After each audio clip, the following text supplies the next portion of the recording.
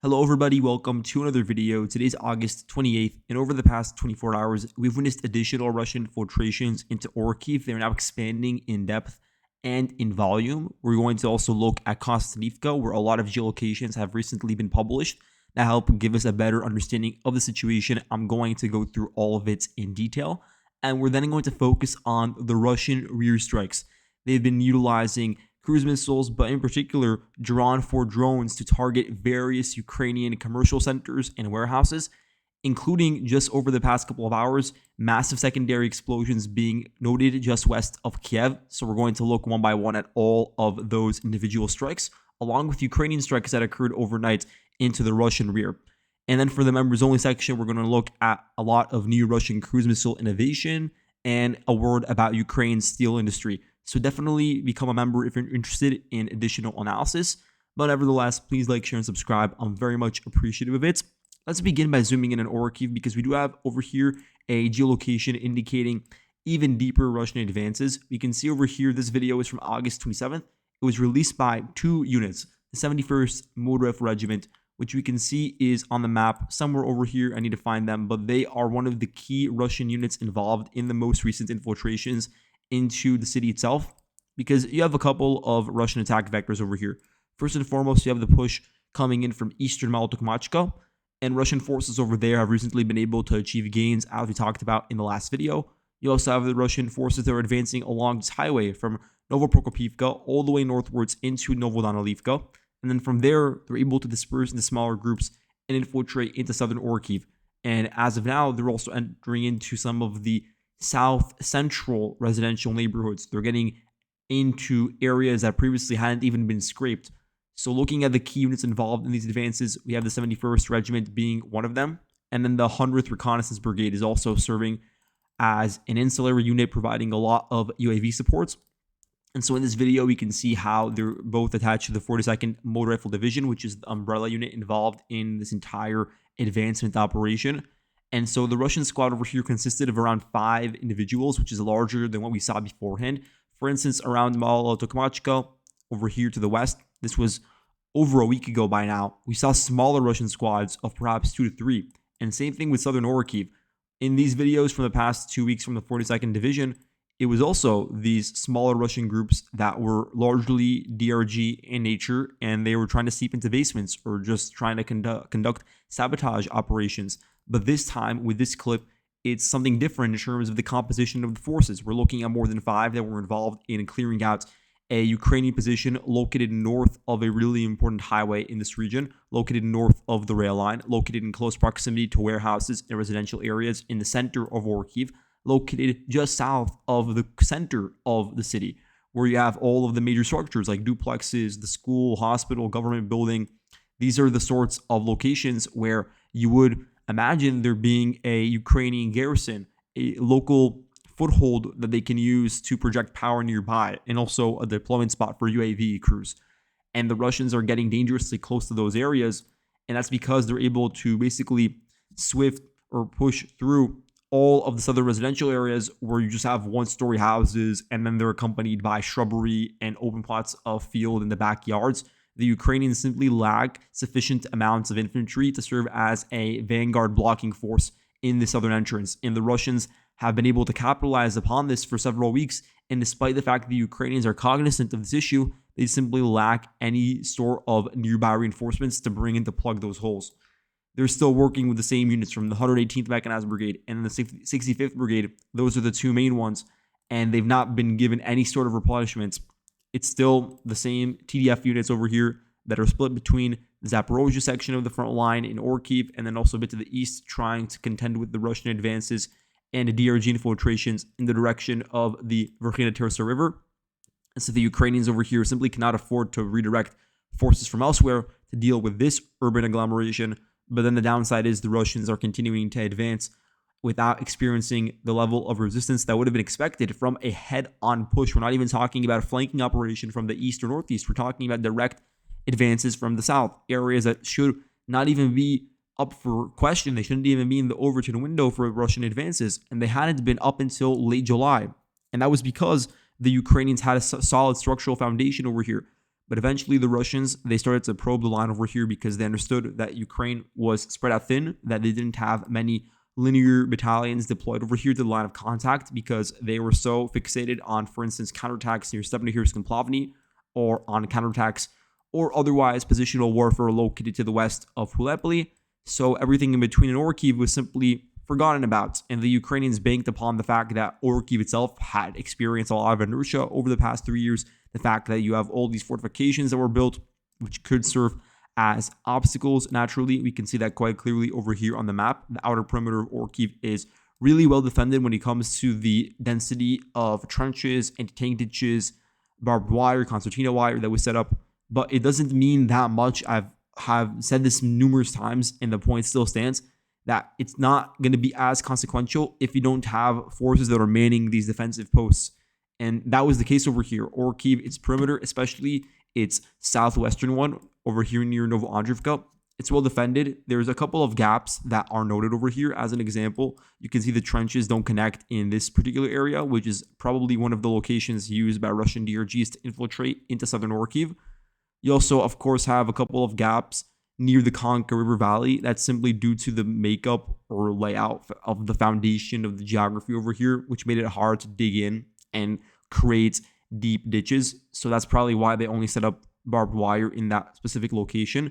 But it is a concern because you have Russian forces that are sort of operating out of Novodanilivka. They can branch out to the north, to the western parts of Malotokmachka, as they have had the ability to do so far, and then hug the touchline of the Konka River, and then we just traverse the barbed wire. It's not particularly difficult, especially when they're not encountering on-demand resistance once they reach that area, and then they have unabated access to the entirety of eastern Orikhiv. And that's been the story of the sector for the past couple of weeks. So zooming in on the actual incident that was recorded by the Russians, we can see over here that they had over 5 soldiers in a certain group. They were able to enter into a house that was controlled by the Ukrainians. They cleared it out, cleared out the basements as well. They killed at least 2 Ukrainians and wounded 2 others. And the Ukrainian defending squad was forced to retreat to a nearby house across the road along Kielceva Street. And at that point, you received support from the 100th Reconnaissance Brigade. The Russians employed UAVs, artillery, and airstrikes to try to suppress and undermine the Ukrainian positions nearby.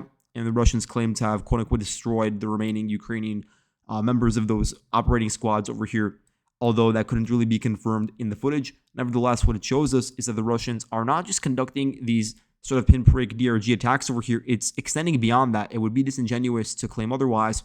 And there is a difference between squads of 1 to 2 men that are infiltrating, across time increments that are larger, and doing so in a less flamboyant manner than what we saw in this particular incident. This is different. This is where you have a larger group that is trying to go in and mop up locations where they know the Ukrainians are present in order to turn it into a deployment point for themselves.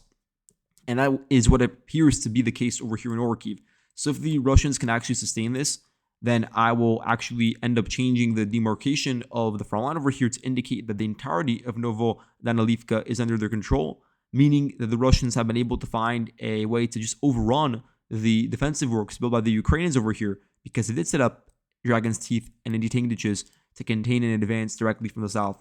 But it seems like the Russians have been able to brute force their way past it, arrive at this junction, and then branch out to the northeast towards the Konka River Valley and enter into some of these neighborhoods, and also to the northwest to branch out towards the warehouses over here and also some of the residential blocks, and doing so on either end of the rail line. And so there is a concern over here. It's still a relatively narrow corridor of advance, meaning if the Ukrainians actually did have a contingent of rapid reaction forces, assault battalions or assault regiments that could be deployed to deal with the situation, conduct localized counterattacks, then they probably would be able to stabilize the situation. The thing is, I've just not noticed it now. And it's happening at a time where the Ukrainians are focusing on diminishing the scope of the assault forces, trying to integrate them into other mechanized brigades, territorial defense brigades, or into the structure of some of the National Guard corps. After all, we know that the 425th Skala Assault Regiment is being integrated into the 1st Azov Army Corps, which is a part of the National Guard. And 2,000 soldiers from that unit were already redirected to various other individual formations. And so this is not the time to be requesting additional support from that caliber of forces, but it's definitely what would be necessary in this case. And it's been nearly a month since the infiltrations into Orikhiv were publicly confirmed via geolocation. And despite the really apparent issues that it's causing that can lead to, wide-ranging consequences for the urban agglomeration itself, we still have not seen any reaction by the Ukrainian upper echelon. And that's really interesting. And it says a lot about where their priorities are and what their limitations are. Even if they deploy something now, there's still going to be question marks as to why it wasn't done a month earlier. But nevertheless, let's move on to the northeast and zoom in on Kostyantynivka, because Audax, and he does a really good job when it comes to geolocating videos coming out of Kostyantynivka. He published like 20 different clips and then geolocated them. And, they're split evenly between Russian and Ukrainian clips. So, first of all, when it comes to the videos released by the Ukrainians, they do show that the Russians do have solid control and a lot of presence in southwestern Kostyantynivka in particular, which is not a shock. This is one of the first areas they were able to get control over going back to like June, May of this year. And they're taking advantage of the largely intact high-rise apartment buildings in the citadel and using them as their agglomeration points. The Ukrainians are using Su-27s and other means of firepower to strike these Russian deployment points because they see themselves through their own reconnaissance UAVs that the Russians are operating in the basements or in some of the floors within those larger store of concrete blocks. And so you have UAV crews that are already deployed into this region, and you have Russian assault platoons that then branch out into the rest of the city of Kostyantynivka. And this is the sort of beating heart of Russia's sort of operations in this entire city. And it also branches out from Ilanivka and Berostok. Those are really important intermediary points for the Russians before they make it into Kostyantynivka itself. So those are also locations that are heavily struck by the Ukrainians. Besides that, the footage that was released from the Ukrainian side shows that there are Russian forces located around Kvartal 81, so also in the apartment complexes located north of the Kryvyi River.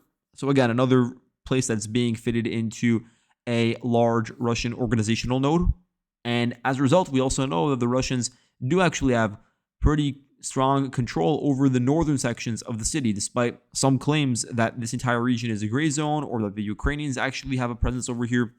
The consistent footage showing that there's strike after strike after strike, either by means of Ukrainian glide bombs that are being used over here. Again, they use the equalizers or they use GBUs or the French hammers, and they strike various Russian positions over here in hardened structures, or even when they use their FEVs or some sort of quadcopter that's dropping munitions.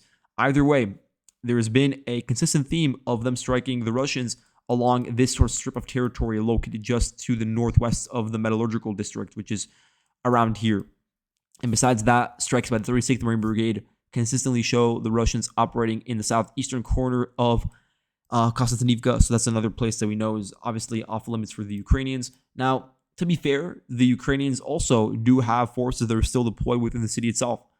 And the footage that was released by Russian sources, where they show strikes on Ukrainians operating in the city, they sort of illuminate what the exact situation is as of now. And so the videos released by the Russians, they go into several categories. Some of them are older and they're archival, being released now, because if you guys recall, it was around late July, July 20th, where the Ukrainians conducted counterattacks, branching out from the Novoselivka microdistrict, entering into the Mykolaievsky district, and then from there trying to reach into the southwestern corner of Kostyantynivka, because they knew this is where the Russians were sort of blossoming out of, and they wanted to interdict the supply lines between the southern and northern bank of the city.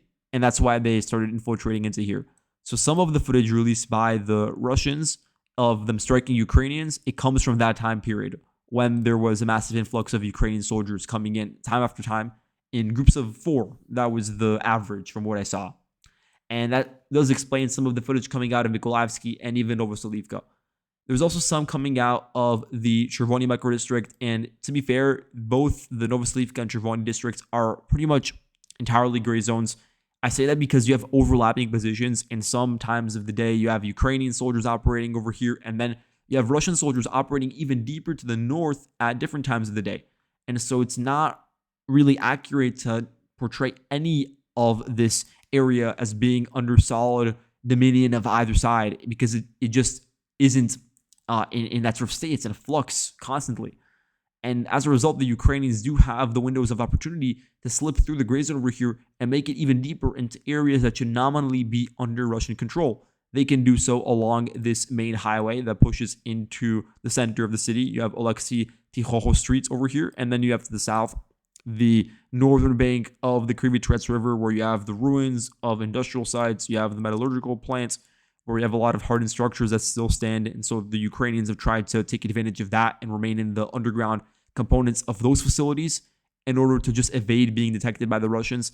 They also do the same thing with the center of the city, because over here you have another couple of micro districts like the Gora district, and that region is also being tapped into because, again, the Russians don't have access, or they aren't present in every single individual house at every single time of day. And the Ukrainians, they're able to sniff out where there are openings, and they specifically target those structures and remain situated over there for long periods of time, getting supplied through Ukrainian agricultural hexacopters. And then they're able to just drag out the fighting. And then when you see the Russians detecting them and firing only at twos, firing with FPVs or tube artillery mortars, things of that sort, then that gets published, and it creates the perception of an even larger Ukrainian big arrow push back into the city.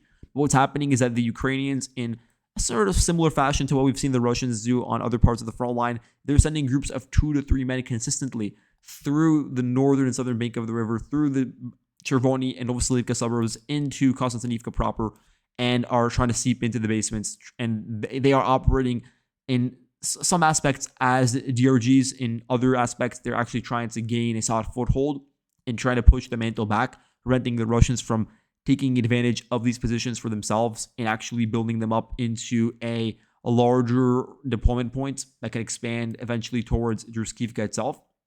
And it's very reminiscent of the battle for Turetsk, if you guys recall, because the Ukrainians were nimbling around the edges of that city for months after it was taken over initially. And I warned when the Russians were breaking through into Kostyantynivka proper a couple of months ago, I was warning the Ukrainians would emulate the exact same sort of situation and create a predicament for the Russians. And that's what's happening right now. But it does not mean by any means that the maps that Deep State are presenting, which shows that pretty much 50 or 60% of the city is just a gray zone, that's not true either.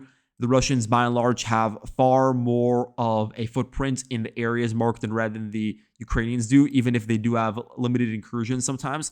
The Russians are moving through many of these areas out in the open. They're deploying a lot of UAV crews, and they have many different elements of assault companies, assault platoons that are also moving through these areas. And from there, branch out into Orikhiv, Orikhiv, which is also considered now partially in the gray zone. And as we described in a couple of earlier videos, some of their DRGs are even able to slip through and make it into Orikhiv itself. And so there is just a general ambiguity to the entire front line over here, which is why it is important to sort of clear it up through the infiltration map, which you can see over here. And you can see that Kostyantynivka, even the areas in the south, they are still sometimes exposed to these sorts of deep Ukrainian infiltrations. And likewise, you have Orikhiv in the same sort of predicament, and perhaps they should be expanding the black polygon even further to show that it goes into southeastern Orikhiv. But that's pretty much it when it comes to the actual frontline updates. I do now want to go through all of the strikes that occurred over the past 24 hours of note within Ukraine. Overnight, the Russian MOD talked about striking something called the Stellarjet LLC warehouse facility, where they claimed there was storage of FP5 Flamingos and fuel for rocket boosters. And so we can zoom in. It's going to be hard to actually discern where exactly that facility is because they never give coordinates.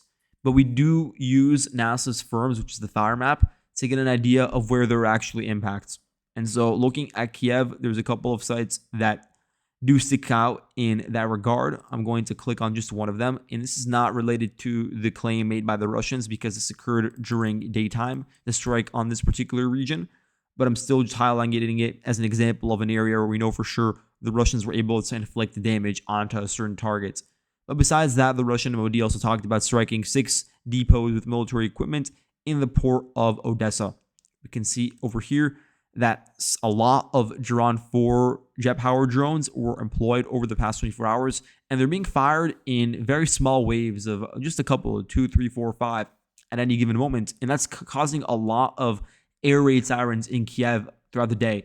And those sort of pinprick attacks, they cause a lot of daily disruption because then everybody has to go to the shelters and the public transportation gets suspended and there are massive delays.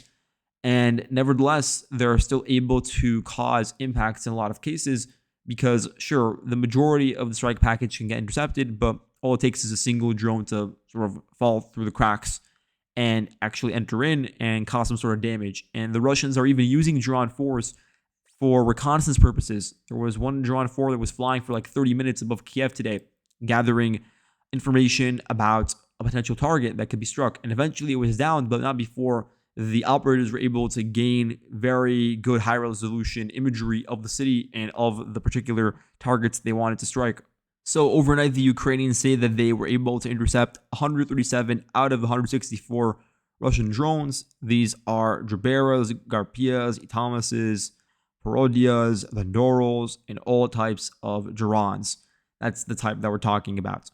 And there were 16 impact locations. There were many Jiran 2 and Jiran 4 strikes on Kiev itself. There were 2 hits onto the Kiev CHP combined heat and power plant located over here just northeast of the city, as you can see quite clearly, along with many different video compilations that were published of strikes on gas stations, warehouses, substations, logistical centers, grain elevators, and repair facilities. In particular, there was a focus on Novopochta, and so they say their sorting centers in Sumy and in the Kiev region were destroyed overnight. There were 4 cabs that struck the Sumy terminal, and there was also a drone that hit the Kiev regional depot. The Russians are also expanding their attacks onto epicenter hypermarkets. We talked about how they struck them in Zaporozhye, Odessa, and a couple of other cities over the past couple of days. The strikes have expanded even further. So over here, I'm going to zoom in and you can see how Jiran 4s struck an epicenter mall in Zaporozhye itself, located at this exact location. Jiran 4s also struck the last fully intact epicenter facility in Kharkiv, located in the southern parts of the city. And that's not the only thing that was struck in Kharkiv. There was also a drone strike conducted onto the Caravan shopping mall located in the northern parts of the city, as we can see over here. The Russians are also focusing on targeting energy infrastructure in Kherson. So they targeted the Kherson thermal power plant, utilizing 4 cabs overnight. And they were able to destroy all the heat and power generating equipment at the facility ahead of heating season. The plant supplies a lot of heat to many residential buildings in the city itself, along with some of the neighboring towns. It was struck by one glide bomb on August 26th as well, so we know there is a concerted effort to damage it. It was struck repeatedly throughout December and January of last winter, and now there's a renewed focus heading into, obviously, winter of 2026. Before the war, the city of Kherson had a population of 280,000, and now it's at around 60,000, with around 4,000 children included in that figure. And that's actually pretty high considering how close it is to the front line. Naturally, the intensity of the fighting over here isn't particularly high. The main threat does come from the FPV strikes that occur on the city itself.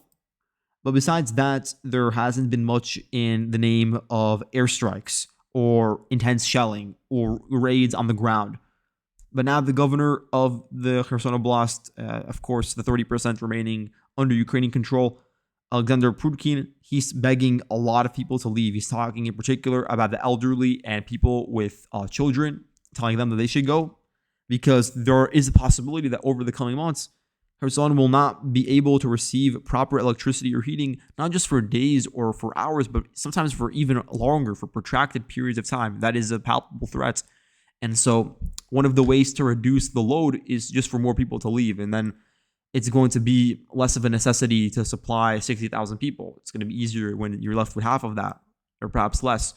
But again, a lot of people, they do have this sort of a feeling of inertia. The same thing is true for Slavyansk, where there is a lot of evacuations going on right now. The city is so close to the front line and has experienced a massive surge in FPV, MLRS fire over the past couple of weeks. But nevertheless, you still have about 25,000 people in the city itself, along with 5,000 around its outskirts. The Russians also claim to have hit another Firepoint LLC facility in Kiev, where they say there was storage of chemicals needed to manufacture solid fuel boosters of warheads for FP5s. And besides that, we also had a couple of hours ago massive secondary explosions recorded on camera in Mila, just west of Kiev itself. The fires are present around here. I'm not sure which exact building was struck, and it was struck by Drawn 4 drones. It could be this one. It could be this one as well. There appears to be some sort of food facility over here and a couple of retail shops. And then over here, you have what's called the clean water facility. And so that location is just used for production of bottled water and for home water filter systems. Obviously, that's not the reason why it was struck. There was a higher value reason for being struck, given the fact that you saw secondary explosions, massive smoke plumes. It seems like it was actually a storage site for ammunition, missiles, rockets, things of that sort. And a lot of government officials in Ukraine are calling it Vishnevet 2.0 because if you guys recall, last month, you had that massive strike on a Ukrainian ammo depot in Vishnevet, located in southwestern Kiev, which was located near a lot of the residential areas. And so that caused a lot of uproar in the country. Zelensky himself even called for investigations and criminal proceedings into the people responsible for the allocation of munitions over there. And so now a lot of people are drawing parallels. And as a result of the continued fires and the potential hazardous consequences of the smoke, there are temporary shutdowns of traffic along the M06 highway over here that connects between Kiev to the east and Zhytomyr to the west. But the bottom line is that now the Russians are trying to target warehouses with far more frequency. You look at the rate of destruction of warehouses in Russia versus Ukraine. The Russians have been able to destroy 4 times as many over the past couple of weeks, and they're doing so with 15 times as much of an impact payload. Again, the Ukrainians are relying on smaller UAVs. We're talking here about FP1s or FP2s, Lyutis, Behemoths, those kind of drones, Hornets in some cases.